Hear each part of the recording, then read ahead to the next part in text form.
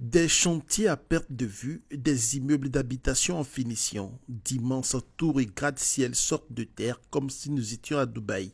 Nous sommes au New Administrative Capital, la nouvelle capitale d'Égypte, construite à 35 km du Caire, en plein désert sur une superficie totale de 170 000 fédans, environ 100 000 hectares.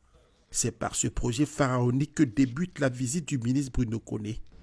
Après une visite guidée des différents pôles de la future ville nouvelle et moderne, le ministre s'est dit impressionné du savoir-faire égyptien. Ce nouveau Caire, pour nous, c'est une grande inspiration par rapport au projet que nous avons en Côte d'Ivoire.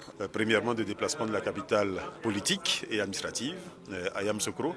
Et ensuite, dans le domaine de construction de villes nouvelles, puisque autour d'Abidjan, nous n'aurons pas d'autre choix que de créer de nouvelles entités urbaines.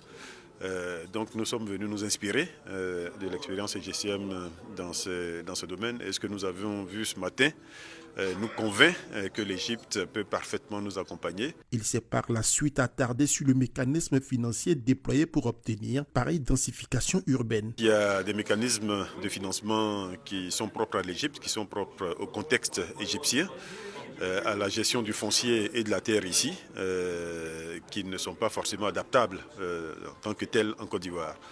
Mais nous avons vu de grandes choses, nous avons vu de belles choses, nous avons vu des choses efficaces que nous pouvons parfaitement mettre en œuvre en Côte d'Ivoire. Pour l'essentiel, comme l'a expliqué Abdel Talif Amara, vice-ministre chargé des logements sociaux, le financement de la nouvelle capitale provient de la vente de terrain confiée à une organisation des communautés urbaines dotée d'une indépendance financière et administrative. Sur le cas spécifique des logements sociaux, l'État égyptien subventionne les infrastructures pour que l'acquéreur paye au final la moitié de la valeur marchande du bien immobilier. Des modèles qui pourraient être adaptés aux réalités ivoiriennes, a expliqué Bruno Koné. En début d'après-midi, la délégation ministérielle a participé à une séance de travail avec l'Union africaine des organisations des entrepreneurs de la construction et du bâtiment, forte de 30 000 membres. Il leur a été présenté les opportunités d'affaires en Côte d'Ivoire. Son Excellence, Monsieur le Président Abdel Fattah Sisi, a mis la Côte d'Ivoire comme une priorité pour les investissements des Égyptiens en Afrique. Donc nous sommes vraiment disposés à partir en Côte d'Ivoire pour investir dans les projets qui nous seront présentés sur le marché ivoirien. Au programme de la visite de travail ce jeudi, une présentation des projets et examen des moyens de coopération entre les deux pays est prévue.